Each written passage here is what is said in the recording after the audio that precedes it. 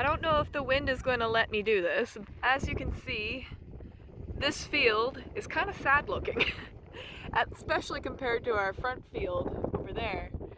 And the reason for that is because this field, I'm pretty sure it got hit pretty hard by like the frost freeze or whatever that happened in earlier this spring. And that basically killed the winter barley that my dad had put in last fall. So yeah, not great. So my dad is going to go out tomorrow and he's going to plant this field as well as one of the other fields that's given us a problem. And we need to prep for that. So that's what I'm gonna do.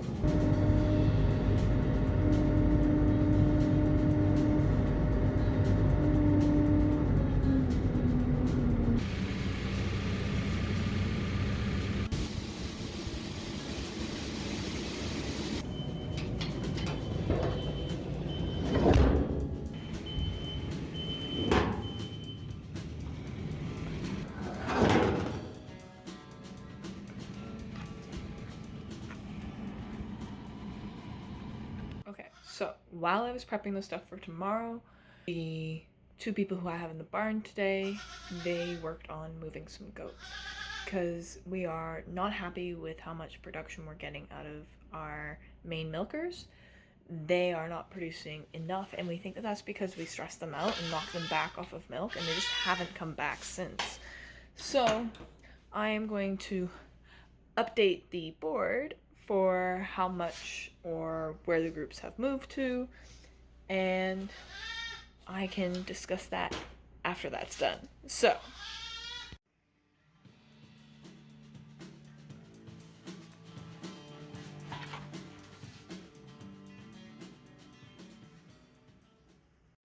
okay, forgive me, I'm standing on the bench in order to do this, but I think I have it finished now. So basically, we took the group that was here, that was called the main milkers, and we mixed it into our breeding group. So we're going to breed them and kid them out in the fall. So what we did, because we then had this pen empty and this barn was overstocked, we moved the young girls that were back there all the way down to the south barn here, with the October, November doelings now living here, and the breeding doelings being there. This is previously where the close-up doelings were. And then basically this pen got shuffled kind of like down that way because they used to be over here. Like the close-up group used to be over here. And our fresh milkers used to be in there. Yeah, that's that. The feeding that we're doing stays the same. So we're working with a pellet right now in order to try and add in some more gumption to their diet, I guess. And so basically it's a transition pellet, and anybody who is fresh and or high producing is getting it. The dry goats are getting it in lead up to them kidding, and then they continue to get it in a much larger quantity when they fresh, and then they get it for a little bit afterwards, again tapering back off once they become high producing. Our doelings that are in the barn there still need their feed. Poor doing girls, they came out of the October and November group, so of course they need their feed. And the same with the meat bucks there, they also came out of that group. So, yeah. That's currently our barn layout. I moved the board in here because we were dealing with a lot of communication problems while I was gone. One of the ways that we combated it before was by installing this system with the board and the map. Now, I hadn't used it all winter and part of last fall. Our team, the way we were functioning, we kind of didn't need to. And then on top of that, doing the organization like this takes a fair amount of time to have to like rewrite everything, reorganize everything, figure out how everything is going. And that's fine when you don't shuffle the barns all the time. But during some seasons, we end up moving the barns maybe even twice in a month, something like that. So it becomes kind of rough in order to organize and keep track of on the boards here. If everyone already knows what's going on in the barn, I didn't necessarily see what the point of keeping the maps going was. And then the fact that it got cold and I couldn't use the whiteboard really because it just didn't work with the markers. And then I also couldn't use the map because the electrical tape that I use in order to like make the fences and stuff and to write on, that didn't stick onto the board because it got so cold. So regardless, we hit a tipping point here in terms of how everyone was communicating, I would say about 3 or 4 weeks ago. And then we all kind of threw our hands up and I said, okay, well, we need to do something about this. And then my dad basically chewed me out for the fact that I hadn't been doing this. So we're going to start doing this again and hopefully I can keep better track of it. Because it was a letdown on my part. I did that, unfortunately. So, regardless, we're going to have another team change in a little bit, probably 2 weeks from now or so, and then we'll figure out how things are going to be working in terms of employees then. But that's currently where I'm at in terms of what's been done today. So, on to night chores, I guess.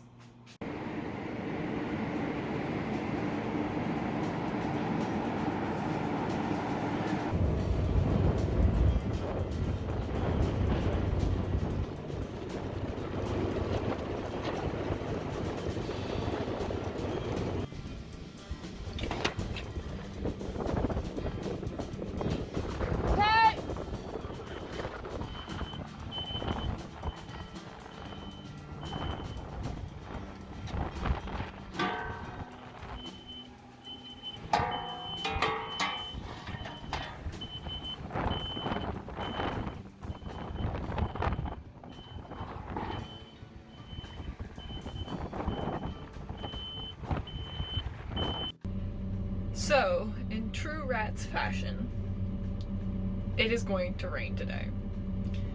So my dad is currently battling time and the sky in order to try and get this done.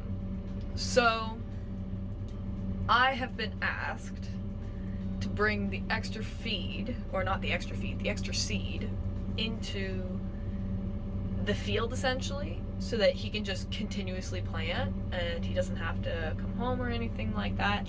It's something we usually do in terms of planting, but it's just far enough of a distance that it's a little scary to drive any of our machines, but it's also just close enough that it would take probably the same amount of time for us to put everything on the trailer, including the Genie or the now Wacker Nelson that we have. That would then get us to being probably about the same time. So you don't save anything on time, but if you do everything via trailer and on like the back of the truck and everything like that, the driving is a little safer. So it's like there's gives and takes. And I mean safer for the tractor driver versus safer for the other people on the road, because to be quite honest, if I'm going 40 and you're going 120 on an 80 road, I feel like I'm not the problem. However, that's a separate issue, I think. So I am currently here at what is an abandoned cucumber farm, and I am waiting for my dad to fix up this land, essentially, fill it with seed, and then we can head back home. I'm just gonna sit here and jam to my music, I guess. At least it's a nice day whenever the sun decides to show itself.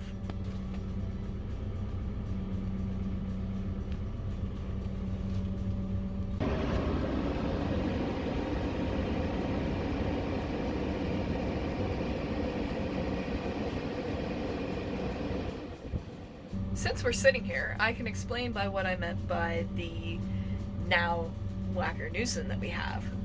So a while back I was documenting the fact that we were looking for a new machine to replace our Genie, and that could potentially replace the TV for snow clearing, and it would essentially be like a barn machine that can also be used in the yard, right? So we, more so my dad, was shopping, and we ended up coming to the conclusion that the most useful machine to probably get would be a replacement for the Genie, in the closest regards that we could, because you can use machines that are telehandlers for snow, or it's not uncommon that telehandlers are used for snow. However, it's not the most convenient to be used for snow, I don't think. At least a telehandler compared to something else. What was really nice about our TV that we had was that it had foot controls on the ground that would allow you to manipulate the bucket and the auxiliary on the front. So that made snow clearing just a bit easier. Other snow clearing things, I'm not entirely sure. You can't quote me on that, because I wasn't really the one who ever cleared snow. However, I did spend at least 2 or 3 summers in that machine land clearing when my dad had bought a piece years back. And so I know the machine pretty well. I was also probably the one who damaged it the most. But it was old, and it was getting to the point where it was starting to be a hassle, but it was useful, very, very useful. And I don't think there was a day that it didn't start. Like, at least maybe using it with the pallet forks or something, just using it around the yard and everything to go along with that. It made a hell of a difference to have that machine there. And granted, the Genie also had all of its bits and bobs and everything to go along with that. However, it didn't have the weight, and so the weight, anything that was light we could do with the Genie, but anything that was really heavy we ended up having to use a TV for. The TV itself could be used to mix feed, but it's not the best. It was tall, it rode high, the articulation in the center of it made it difficult to actually maneuver in the feed room and in tight spaces, and it wasn't the correct machine. Although it was usable, it wasn't the correct machine for the actual barn and what we needed to do. And then the Genie was great because it was something that only the barn could use. There was a lot of stuff that it couldn't be used for in the shop and in the yard and everything like that it could have been used for, but it just wasn't, like, it didn't have enough weight on it. It wasn't enough. So we were looking for something that could do both jobs and to replace both machines, because both of the machines have unfortunately been loved by me, and that means that I may or may not have put a few dents in it and may or may not have damaged it just a little bit too much. Unintentionally. It was never intentional, but still it happened. So now we basically shopped around a little bit. We looked at some articulated tractors and stuff like that, and they weren't exactly tractors, but they weren't front-end loaders. They were kind of crosses between the two. I can't quite describe them. I'm not sure how, and I can't remember the brand off the top of my head right now that my dad was looking at in terms of using it to replace both the Genie and the TV, but primarily the TV with those ones. I was pretty dead set on getting a telehandler just because I've seen them used for snow before, and it didn't look that bad from what I could see, but I also don't know much because I don't clear snow, so I wasn't hard set on a Genie, but my heart was into a replacement for a telehandler. And we sat on it for a while. We looked around.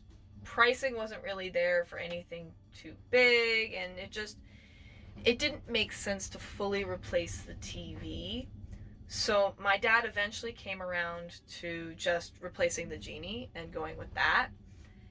And we narrowed it down, or specifically my dad narrowed it down to between a Bobcat and the one I'm currently sitting in, the Wacker Nelson.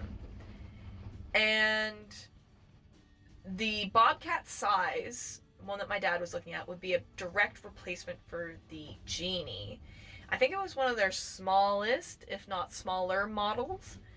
And it felt a lot bigger on the inside and a lot smaller on the outside. It didn't feel right sitting in it. When I went to go and test it with my dad took me to see this machine, and as soon as I got in it, it felt much more comfortable for what we needed. I basically said I think this one would be a better buy for us. Now, the difference with this one versus the Bobcat is that this one I think is 6 inches bigger on the wheelbase. So it is a bigger machine. However, that also means there's more weight to it. So it's a little bit better for doing things. However, because it's a new machine, it has all of its safety features still. So it's a little annoying. And there's been a couple of things, like there's a tip sensor. This bad boy here, it lights up. And as soon as it gets to the yellow bar, it sometimes doesn't let you correct what you've got on your front end there. Because if you go and pick something up and then you lift it up just a little bit, that sensor will go off, but then it won't let you roll it back into the actual scoop of your bucket, which would change your weight differential from being the edge of your scoop to being the center of your scoop, which would change how it sits, which would make it so that it wouldn't be tipping. And it basically prevents you from doing anything but what it wants. So instead of rolling up like how I would like, it only let me put it down. And it didn't even let me like fully lower the bucket. So it was a little annoying in order to figure out that. Because the first thing I did with this machine was I cleaned out part of the lean barn. And for that, I usually just load up the scoop as much as possible and try and drive out, just so it's a lot less trips in and out of the barn. And I just was not able to do that with this tip sensor. And it took me probably an extra hour in order to do that. Now, mind you, I'm much more comfortable driving this machine than I am the TV. And it's bigger than the Genie. So I was able to basically, that hour that I had lost to the machine not doing what I needed it to, I had made up for in the fact that I was more comfortable driving for this machine and I could put more on it. So it's one of those small things where it's like, that was interesting to learn. And I'm still learning like all of the small buttons and everything on it. but I am so desperately wanting to get rid of the backup alarm. And I know it's supposed to be there, but it's just so annoying. Anyway, that's the machine. I'll get out and I'll show it a little better. But yeah, that's kind of my summary on it.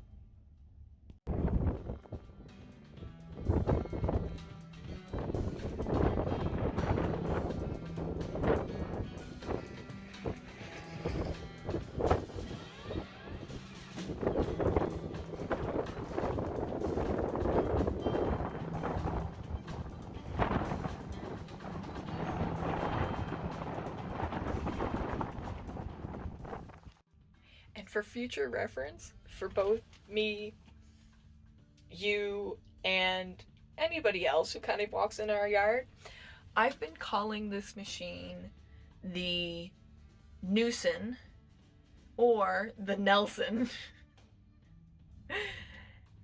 However, I think my mom's been calling it the Bumblebee, and I think my dad's been calling it something else. So if I ever talk about the Nelson or Newson, then you kind of know what I'm talking about. But instead of having the genie, we have the Newson or Nelson. Alright, so apparently the wind has a grudge against us today. However, you can feel the moisture. So I just helped my dad refill the wagon. That's how much seed the wind blew as we were filling it. So he's gone back to get started on a couple different rounds. But yeah, so the weather is kind of making me worried. So we haven't won against the rain. And it's getting a little scary. So I'm going to go find some shelter because there's a lot of lightning and I have a giant metal box on the front of my machine. And we're going to pray that I don't get hit by lightning.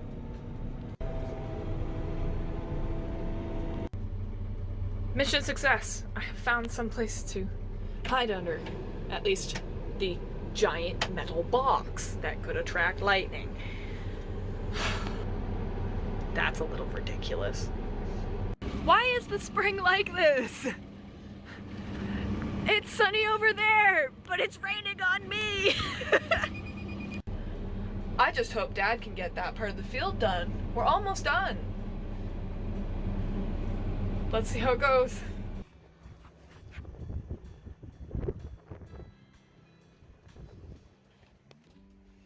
The weather needs to decide what it wants to do.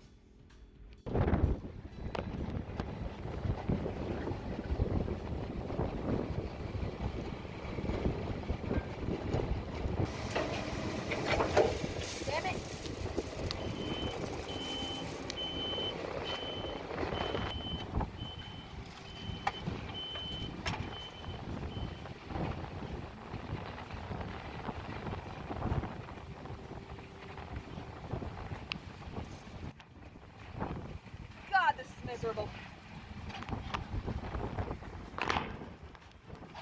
And slippery.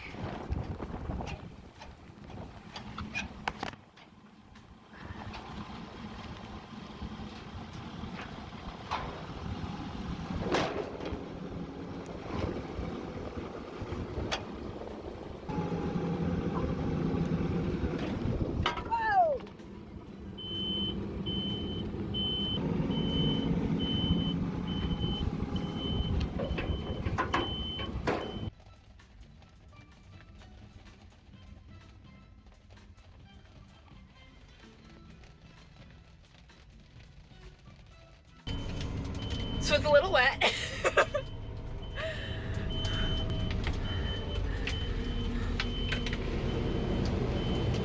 And I can't see anything.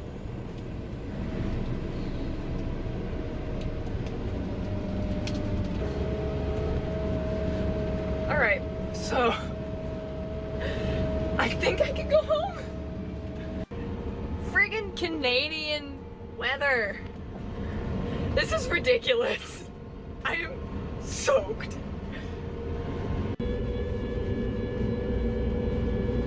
I just got back to the barn and I just had breakfast at 4 o'clock in the afternoon. And regardless, I walked into the barn and then there was one that was kidding, but she looked like she was having problems, so I separated her to see if that made any of a difference. It didn't, so I got in and I had to help her. However, look at her babies! He's not doing too hot. He got stuck. So this one came out first, and she was coming out fine. She was coming out toes and nose first, as she's supposed to. He had one leg and his giant ass head in the way. And then this girl was so deep inside her, I had to pick up the back end of the goat and then fish her out head first.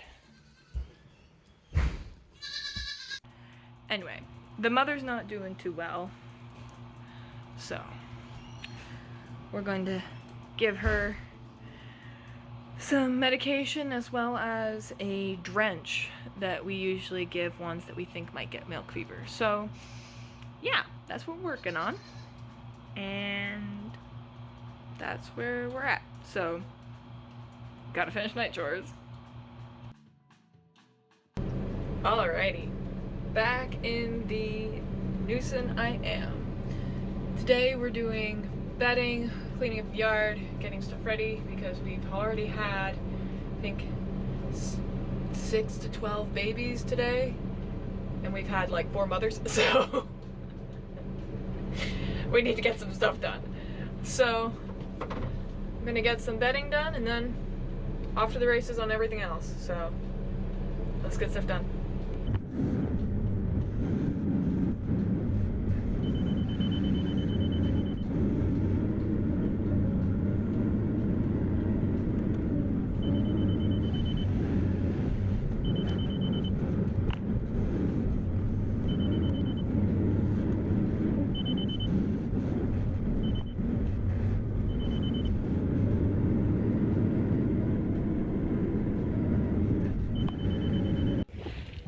Drove over some wrap while doing bedding, so now I've got to cut it off.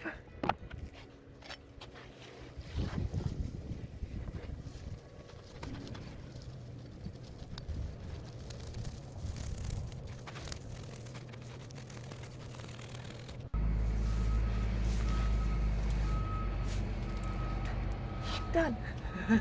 Now that bedding's done, I'm gonna clean up the yard a little bit.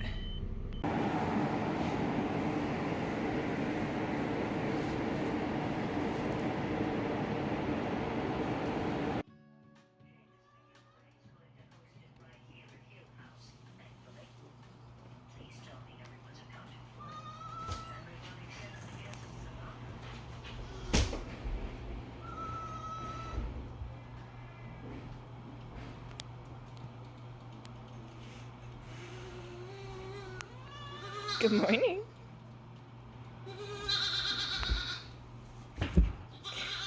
Yeah, sleeping with your eyes open is going to give you dry eyes.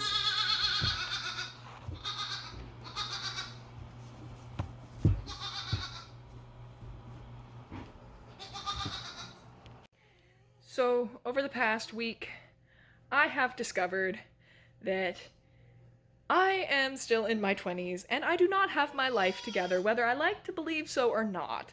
So, last week, we did all of the planting stuff or whatever, and then Thursday, we had the start of the baby run that I was anticipating to happen. And it continued for 5 days. It is now Tuesday night, and I have tagged over 100 of the girls. So now we're at, I think, 210 or something. Whereas when we started last week, we were at, I think, 100 and maybe even just straight up 100. Like, we were pretty low in those numbers. And so over the past 4 to 5 days, we've had a whole lot of babies. And so I basically got so incredibly swamped that I didn't take any footage. And since that happened, I kind of evaluated how I was organizing things, and for sustainability for myself, I think I'm going to do 2 weeks this year. If I do it where I make a video for every 2 weeks, then although I might be missing some things, it might be easier for me to handle in terms of actual production of these videos. So we'll leave it at that. However, I now need to show off a bunch of our babies, because there was, I think it was Sunday night, where we had 13 mothers, and it had been basically 10 mothers a day for 4 days or so, and then the 5th day, which I think was Sunday, maybe Monday or so, like there was a day where there was 13, and then the next day we had like 10 or so, and then today we've had 5 or so. So I think we hit the peak and we're going back down, so I can get back to taking a little bit of video. So currently in the room, this guy, well, this set was born about an hour or 2 ago, and that was during milking. So I had gone and I had fed all of the grains and stuff like that, and we had gone from there. And then the other sets on the shelf here are all from today. I'm just turning that off, sorry. So this one says 6/3, so that was, today is the 6th, so it was the 3rd of today. And then this one is 6/2, so that was the 2nd of today, but that was very early morning, I'm assuming. And then everybody else on the bottom shelf, they just got their last feeding, so they've had 3 feedings, and they are still within the 24 hours, so they should be in here. And then because we kept all of the bucks this year, I had to use that shelving for one of the days. And currently right now it holds sickies. And then this no-eared boy, who I don't really want to wake up again because he's, oh, uh-oh, I woke him up. Gonna put on a good show? Come on. Say hello. So this one was the first one from this morning. Come on, say hello. Stand up. I know you're sleepy. I know you just ate. Ugh. See? So he was number 1 of today. I personally don't like these shelves very much because they are incredibly low in terms of like box height and stuff like that. If we had shorter boxes, it would probably be better in terms of like just going quick, you throw it on and you don't decapitate them.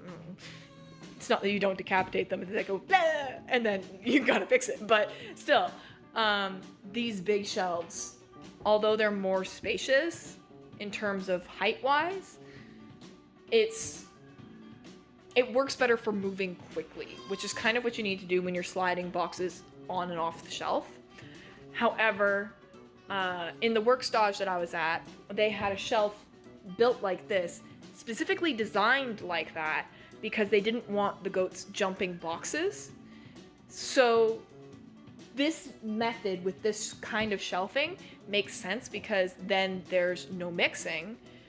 However, I personally like these shelvings a lot better, mostly for our situation, because the other thing is they don't normally jump at the ages that they're in the boxes, in their positions. So like, these guys usually move down after 2 feedings, and they end up down here, and that's where they kind of start to jump. But if they've only known the box their entire life, they don't really jump, to be honest. You get like 1 or 2 that are so skittish and they're playful or something, like one of the 2 options, then they'll jump, but not very often. And sometimes they learn from each other, But again, you kind of got to keep them in the boxes for a really long time for them to start jumping the boxes. And sometimes if they're desperate enough for food, they'll also jump. But most of the time they kind of keep to themselves. But we usually end up tagging when they hit the bottom shelf there. So it kind of becomes kind of pointless for them, just because like we don't have to deal with the amount of volume that the other place I was talking about did. So now we go into the wash bay. These guys are from the last group, so these are the youngest of our group that we moved into the coverall a while ago.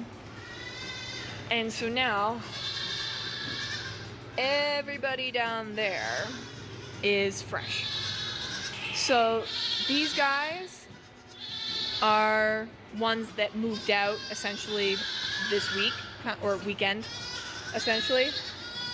These guys in the back here, this pen and that far pen there, they are our oldest ones, and they're about, I would say, 2 weeks old or so now. But everybody in here is like at 5 days old max. So as you can tell, they're quite upset about the fact that they are now here, and I have disturbed them. So yeah, I got swamped, didn't take any video. Gonna start making videos for every 2 weeks just because it's easier for me to handle and also have a life, and we'll go from there. So that's where I'm at, and that's been this week. So yeah.